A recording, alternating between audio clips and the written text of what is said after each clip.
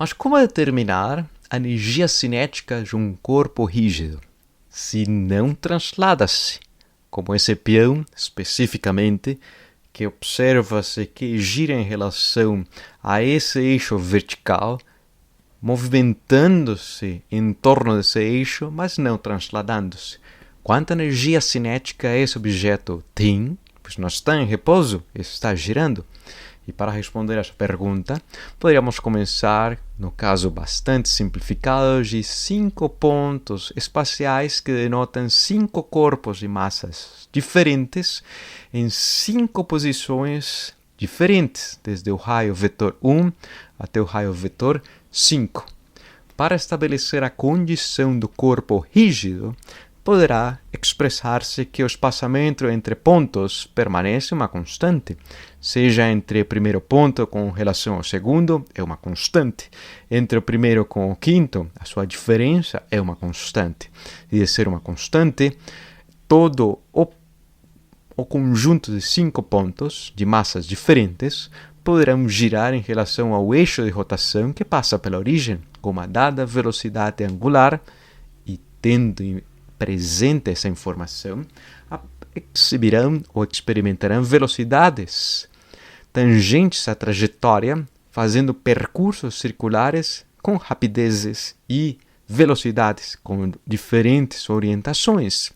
5 velocidades diferentes para esses corpos. Quanto mais afastado esteja do eixo de rotação, maior seria a sua rapidez.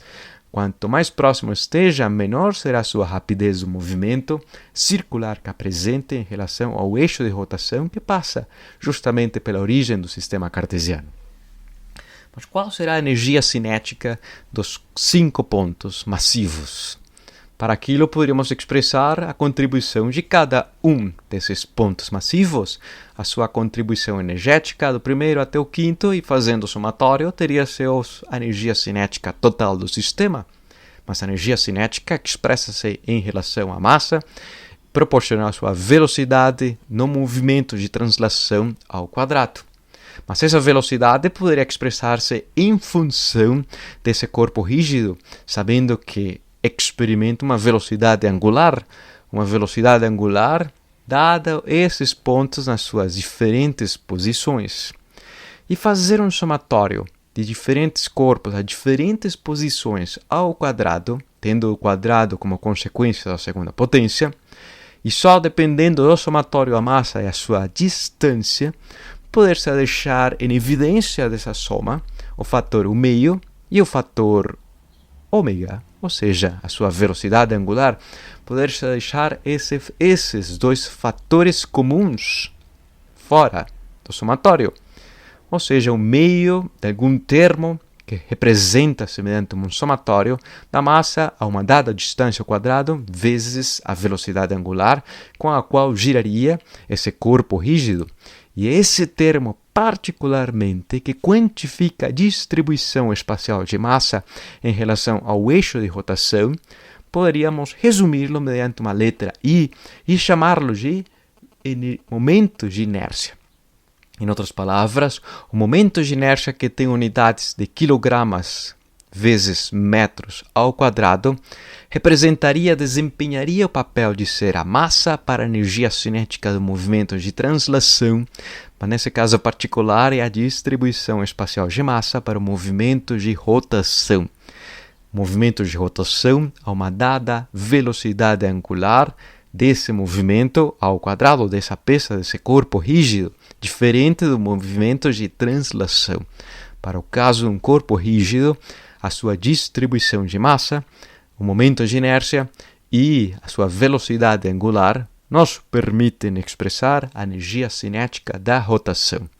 Muito similar ao caso anterior, mas o momento de inércia para um sistema de pontos diria-se que é fácil de determinar. Pontos massivos a uma dada distância, mas não necessariamente todos os corpos são pontos. Poderia ser uma rocha, uma distribuição contínua de massa.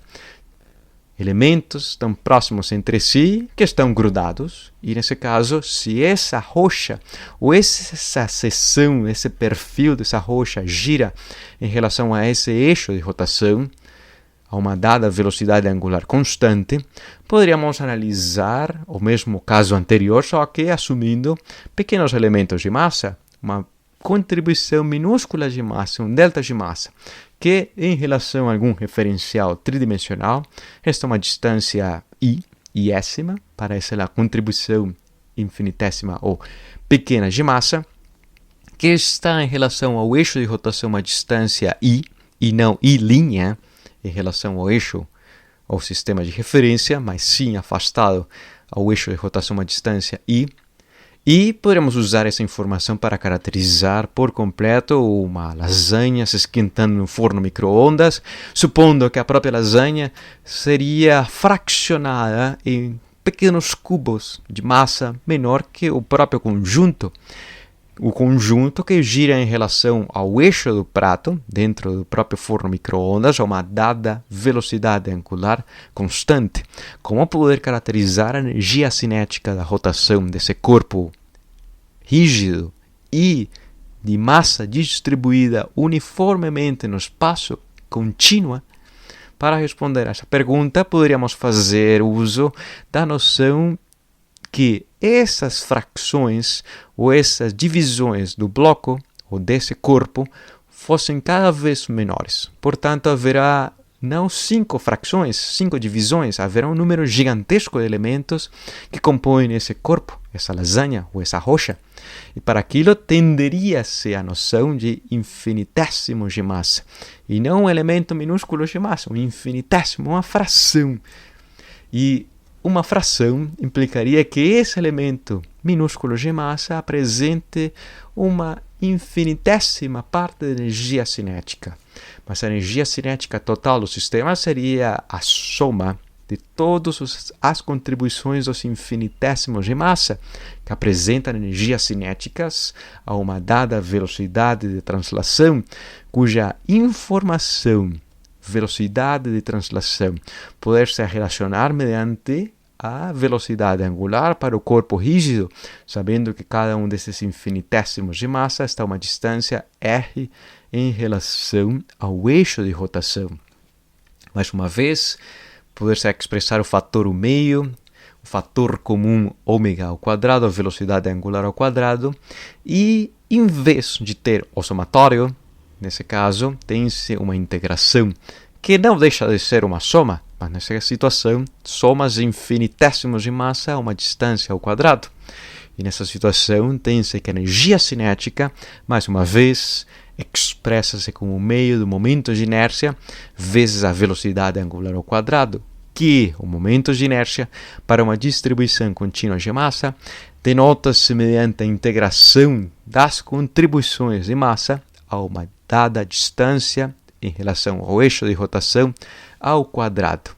Se esse corpo apresenta uma distribuição homogênea de massa, como a grande maioria dos corpos poderiam apresentar, mas não todos, poderá definir-se a sua densidade volumétrica de massa, uma massa distribuída uniformemente em todo o seu volume, em quilogramas por metro cúbico para quantificar essa informação.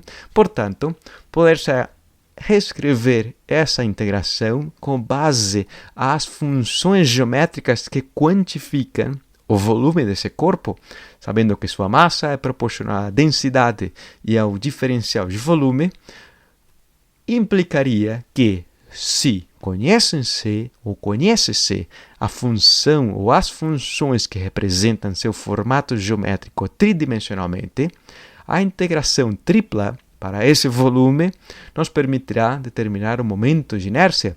É um processo um pouco mais complexo se tem-se a densidade volumétrica de massa e se esse objeto, que não necessariamente tem que ser uma rocha, mas seu formato poder se expressar geometricamente ou algebricamente, o processo de integração poderá ser muito mais simples.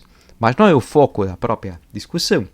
A discussão será se há distribuições de massa de corpos rígidos que giram em torno de algum eixo, haverá como poder expressar os seus momentos de inércia. E o momento de inércia quantifica a dificuldade que esses corpos precisem ou apresentem para mudar o seu estado de movimento. pois justamente quantifica a energia cinética, e mediante o teorema do trabalho da energia cinética, quanto mais trabalho aplique-se sobre um corpo para girá-lo, implicará que haverá um aumento da sua energia cinética ou uma diminuição, mas tudo dependerá também da sua distribuição de massa, podendo ter um momento de inércia grande se a massa está bem afastada do eixo de rotação, proporcional ao quadrado dessa informação. E aqui entraria a questão: que seria mais fácil poder rotacionar, girar em torno do eixo do braço?